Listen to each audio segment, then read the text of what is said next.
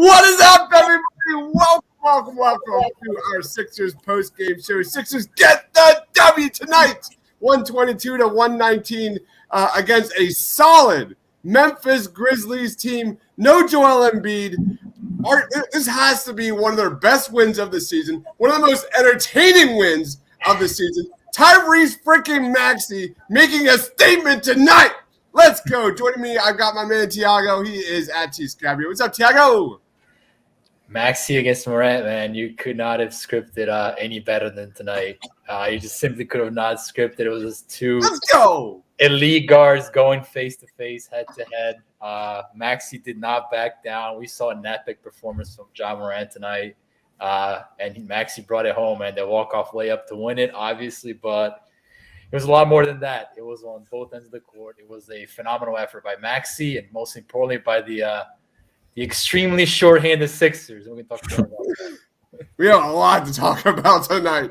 Also joining us, my man from the Pick Swap Podcast, Philly Sports Network. He is Sean. What's up, Sean? Yeah, absolutely awesome win. A game I did not expect them to come out on top of going into. And, I mean, without Joel, it's tough to ask. And that was just probably the most fun Sixers game that I've seen all year. And just absolutely exciting stuff.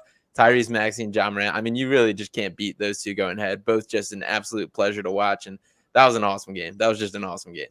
Yeah, let's jump right into it, guys. If you're new to the channel, smash that subscribe button. If you're watching us live, comment, man. Let's deep dive into Ja Morant versus Tyrese Maxey, which was really at the starting point of this. What an epic showdown between these two. Ja Morant was just unstoppable inside the paint. You look at some of the shot charts here between Maxey and Ja Morant. Let me fix that real quick. You have Ja Morant, 15 of 30 from the floor, 13 of 23 for Tyrese Maxey. Wow. Ja Morant didn't hit a single shot from the perimeter.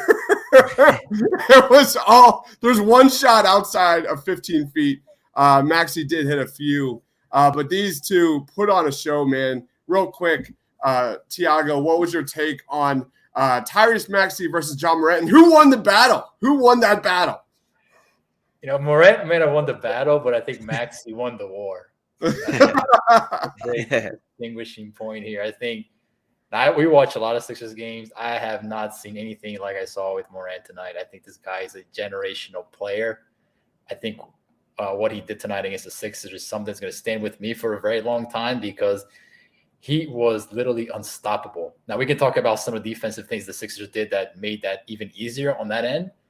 But in terms of Maxey, for me, that's really what the people want to know is, you know, his ability to finish at the rim, and you saw that on the chart itself he had up, is extremely impressive. I mean, you're talking about a guy who is extremely undersized compared to the NBA, and you saw a bunch of, you know, off-balance, tricky, you know, layups and hesitation dribbles and figuring out how to, you know, get that shot up against Adams and Jaren Jackson Jr. I thought he got fouled on multiple occasions and didn't get called and still made the layup. So his ability to finish at the rim was something that was extremely impressive. And, you know, we can also talk about his defense. I thought it was phenomenal. Given what he had to deal with tonight, I thought his defense tonight was absolutely phenomenal. And we can talk more in detail about that. But overall, I would just say it's about as good as you could ever expect from Maxey offensively tonight. And credits to him, man. They needed him to deliver, and he did it in a big way. It's amazing. When that guy has the keys to this offense, it is a different player. Tyrese Maxey is a different player when the ball is in his hands and he is creating. Sean, what was your take on Tyrese Maxey versus Ja Morant, and who won the battle? Yeah, very cool to see Maxey step up to the challenge. And, I mean, Ja Morant is a legitimate A1 star in this league. And just so cool, so fun to watch play. Just the craftiness around the basket, the way he head fakes and ball fakes and just creates space for himself, finds a way to get this shot off, get a way to score. And just unreal athleticism, just the way he hangs in the air. Really just times where he will go up with the ball and is just counting on just hanging there longer than the guy that he's going up with. And he makes it work just about every time. He's a guy that, since he's begun his career, I've given him comparisons to Derrick Rose just with the shades I see in the way they play. I think he's an even more impressive athlete than Derrick Rose, even in his prime. And It's pretty crazy the way this guy makes it happen. Like the lack of outside shooting in his game and how successful he still is in it is pretty ridiculous. And I agree. I think Ja Morant won the battle, but I mean, Sixers came out on top, so you can't ask more from that from Maxey. And for a guy to just step up, take the challenges, be ready, and he just straight up showed up tonight. He was ready to take the keys, and he took it home. So you can't ask much more. And I look at Tyrese Maxey's box score: 33 points. He was a +5, 8 assists. He had 4 blocks. Yeah, nobody stopped Desmond Bane except for Tyrese Maxey tonight. Bane couldn't miss unless it was Maxey in his grill, blocking his shot. That's really the thing, Chris, because like Desmond Bane is a load. I mean, the guy's built like a football player, extremely physical player, strong. And Maxey had to defend him for multiple possessions throughout the game, especially. I thought that the Sixers perhaps should have flipped. I thought they should have gone with Thibault on Bane and kept Maxey on Morant because, I mean, let's be honest. I mean, Thibault was no match for Morant. So maybe having him on Bane would have helped the situation. But even still, I mean, he was asked to hedge on the pick and roll, rotate back out to Bane. It was an impressive defensive performance by Maxey, which is what's going to make him become a playable player down the stretch. So give him credit for that as well. Yeah. Let's jump right into Tobias. Actually, no, let's go to some comments real quick before we throw it back. And we're going to talk about Tobias. Awesome Wells says, great game. Man, that was just unbelievable. So fun. We've had 2 really entertaining games back to back here. Oh man, it's been great. Darth Pooh says, Maxey, what a win from Nasty Nizzle. Awesome also says Maxey versus Morant and Maxey for the win. Ziggy Marley says, great win. Pedro says, hello, my favorite Philly guys. What's going on, Pedro? What's happening? Matisse with the greatest assist of all time. And he also had like a running floater, like just like we all drew up, right? That one late. I was like, no, and it went in. Oh man. The Cleva says number 25 is punching air. Oh man, we've got Brazil in the house. What is oh wait, no, that's Pedro. That's Pedro. He is from Brazil. Right. Yeah, man. Tyrese Maxey won the game all around because he played defense, 4 blocks. Can we get some love for Andre Drummond? We're going to be talking about Andre Drummond's massive game tonight. He was all over the place defensively, putbacks, interior defense. Oh, man, he was terrific. He had a couple passes, too, that were pretty impressive. I don't know if he's a great passer or he just there's not a window that he doesn't love. Yeah. He'll just throw it there for the hell of it. On that one. Matisse plays such good defense they had to switch him off Morant. I don't know if we're gonna get into that. Tobias Harris, full redemption game. Tyrese is untouchable. Rob says Maxey has improved so much. 25 assists in the last 3 games. Bad passer. 8 assists. That's been the main take of Tyrese Maxey in January. He's only averaging 14 points a game, but his assists, over 7 assists per game in January, and he's shooting the lights out from 3-point range. So with that being said, guys, keep the comments going. We'll go to the comments in a second. Let's go into Tobias Harris. Tobias Harris had 31 points tonight, 12 of 25 from the field. He had 5 boards, 5 assists, 2 blocks, but I think 2 of those blocks were literally in the first quarter. What about you, Sean? What was your take on Tobias Harris and his improved play, man? Tobias Harris as a passer, it is what it is. It's frustrating to watch at times, but man, he had a really, really strong game tonight. Go ahead. Yeah, for sure. I mean, we've seen him just flip the switch in recent games, and cool to see him regain that. Tonight was a night where they just needed him to step up, and he did, which is awesome. I mean, 31 points, great, very effective all around. This was a matchup I thought he was going to really struggle with Jaren Jackson on the matchup, which obviously he wasn't on there full time, but he wasn't swallowed up by his athleticism on the offensive end and kind of the way I expected. And I mean, just I'm very thrilled to see kind of Harris play through, I guess, the criticism and everything, and kind of regain what he really is as a player. And I think he's coming back to just the more shrunken version of what he does well and operating in his prime spaces. And I mean, the results of that have been incredible so far. So great to see him getting back to the Tobias Harris that we know and love, and it's cool to see. Yeah, it's been really good. The last, month, his net rating has really gone up and up here in January, 6.8. It was a negative 2.2 in November, a negative 2.9 in December, 6.8 here in January. You look at his January stats, 46.2% from three in the catch and shoot, 67 effective field goal percentage with one dribble or less. And his numbers with Joel Embiid are improving. You'd love to see more decisive Tobias Harris showing up, man. Tiago, what was your take on Tobias's game? Yeah, he looks more comfortable on the ball. He's making just better decisions on the ball, off the bounce. I think one of the advantages that you have with Tobias Harris is the ability to run pick and roll with him. And I thought that when Memphis wanted to go big with Steve Adams, they really got him in that action, and he was able to get some very clean looks off the dribble in that kind of patent mid-range area that he loves. I thought it was a good weapon for the Sixers to exploit because Adams simply just can't move defensively. So you see the advantage of having a guy like Tobias on the team. All the talk that he's a useless player is just not true. The guy makes plays when he's given in a position to do that. I will say he makes some maddening decisions. All that said, some absolutely mad, especially in transition. I mean, this guy's inability to recognize where the transition help defense is coming from, 99 times out of 100 ends up in a turnover offensive foul, and he continues to not see it over and over again. So, I mean, without Ben Simmons, you're going to get that more often in transition. You got to live with it. But, I mean, the Sixers get this type of Tobias Harris like they've got in the month of January. They're going to be a tough out because he's been very, very good here for the last month. Yeah, he was 2 of 5 from three-point range, man. When Tobias is just hitting his threes, man, he's just a completely different player. Different player, impact player for this Sixers team. Let's go to some comments. Tobias had one heck of a month. Here's his shot chart. You see 2 of 5 from three-point range. Just love seeing him. Yeah, sorry. I was gonna say it looks cleaner. Like if you look at the where the shots are coming from, he's settling much less in that 16-foot area. So it's either in the paint at the rim or the 3-point line. So he's cleaning up a little bit of that contested 16-footer that you see usually from Tobias, which has helped him. Mm-hmm. The catch and shoot specifically is, I guess, there's make or break for me in his game. And you see when he's just the willingness to just catch and shoot it. And I mean, the 2-3 specifically, I remember tonight, the one especially was just whenever, I mean, a decisive Tobias is a good Tobias. And that's pretty much all we've been getting lately, which is awesome. Yep, absolutely.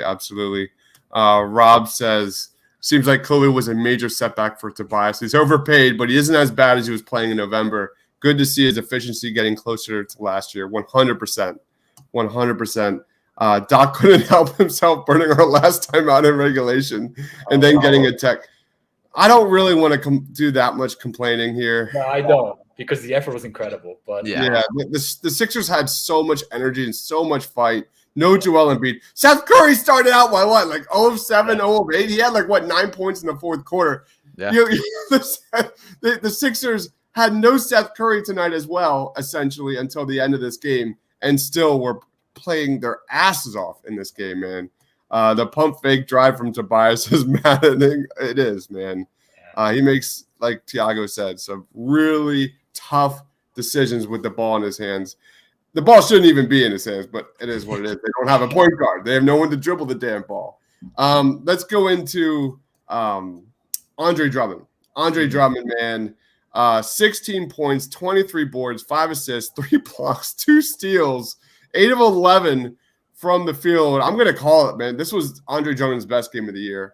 When you're going up against a team that's the best rebounding team in the NBA, Andre Drummond had 10 freaking offensive rebounds in this game. Andre Drummond was everywhere. Lead us off, Tiago. What was your take on Andre Drummond? Phenomenal. I mean, I thought it was a phenomenal game from the start. One of the things that you see, and this is by no means a criticism of Joel Embiid at all, but one of the things that you see with Andre is the athleticism and the agility in space. And by him being just a little bit quicker, a little bit more mobile, again, not to say that Embiid is not, but Andre has that extra agility that I find him to have on the court. They're able to use him in like hedging pick and rolls and kind of playing passing lanes a little bit more. And that's where you see the steals come from, the deflections come from. I thought he was instrumental early in the game in getting Morant off his comfort zone. So Morant tried to come off the pick and roll, attack downhill. And Andre was usually there kind of poking and prodding with his hands. The Sixers do not win this game without some sort of semblance of rebounding because Memphis is such a dominant team on the glass. And you saw that 23 rebounds? That is outstanding. I mean, the Sixers got everything they could possibly ask for Andre tonight. It was a phenomenal performance. Kudos to him. The Sixers out-rebounded the Memphis Grizz 60-57. The Sixers had 14 offensive rebounds, 10 of those from Andre Drummond. You look at points in the paint, no Joel Embiid in this game. Memphis Grizzlies are the number 1 points in the paint team in the NBA as well. They only had 4 more than the Philadelphia 76ers. It's incredible. What an incredible performance from the Sixers game. What about you, Sean? Yeah, absolutely ridiculous effort. And like you said, the Grizzlies are by far a very good team in this area. So, like, impressive for this to come. Legendary quote coming out. He just said post-game that on his assist, quote, "I'm like Santa Claus, just handing them out." So, no way. Did he just say that? Yeah, it's being tweeted out by everyone. So, legendary there. He ended with 6 points, 6 rebounds, and 4 assists in the first quarter. So starting off right off the top, a little bit of triple-double watch. I mean, the confidence that he plays with is pretty cool. This was a game where it's kind of a remembrance of when we compare him to Dwight Howard, which I honestly do too often. They're in such different areas of their career arc. When you think about, like, this is a 1-year kind of redeeming moment for Andre Drummond, and this was a night where he flashed how much he still has to offer. So very cool to see that. Very important. I think Drummond probably expected to be getting more time with the amount that Embiid typically misses. So a great thing that he hasn't had to, but this is a night where it proves valuable having that in our back pocket. And I wonder if it's going to incentivize the Sixers to maybe rest Joel a little bit more. Yeah. Or for Joel to accept, because a lot of it's dependent on Embiid's decision himself. Mm-hmm. Yeah. Or maybe Joel looks at this like, hey, I can maybe sit out a game against the Magic or whatever, and we're going to be okay.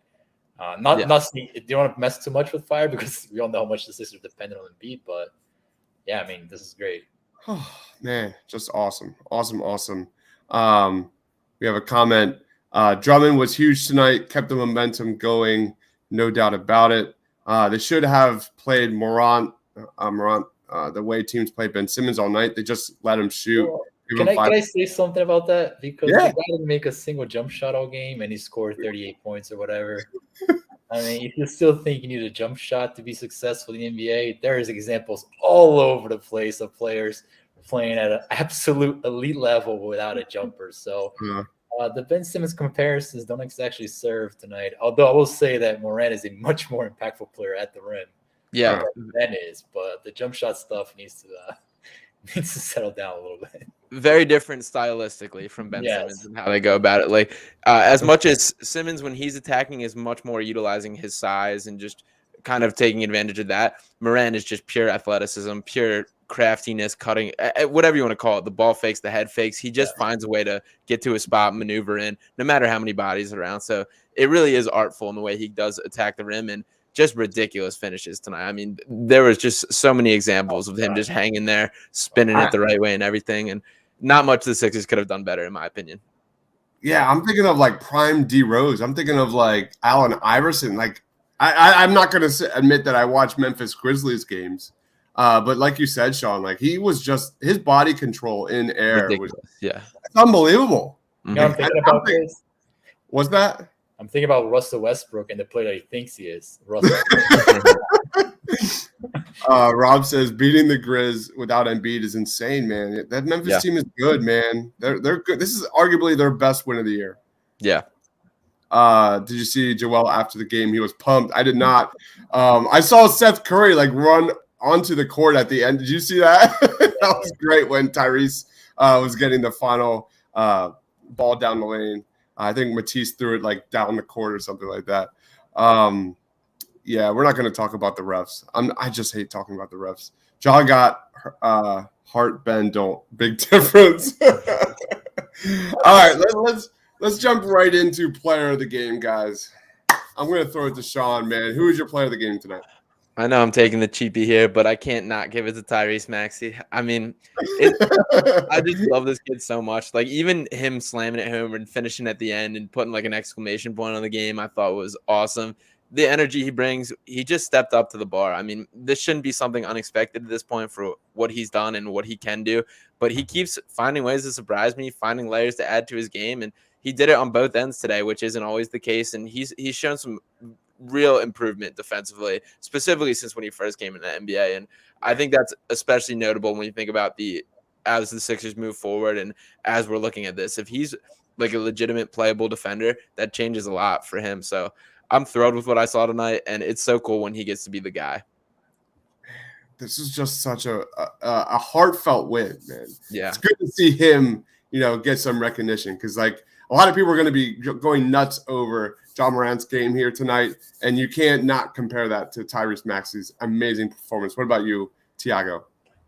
Now I'm going to go with the coaching staff. You guys all know what I think of our Sixers. All right. Interesting.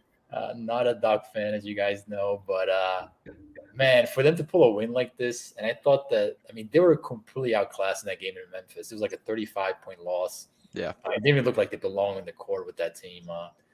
And you could clearly tell there was something said in the locker room because they were not going to be bullied tonight. This Memphis team is about as elite as you're going to see from the Eastern Conference, also obviously being the West, but from the Western Conference teams of the Eastern Conference.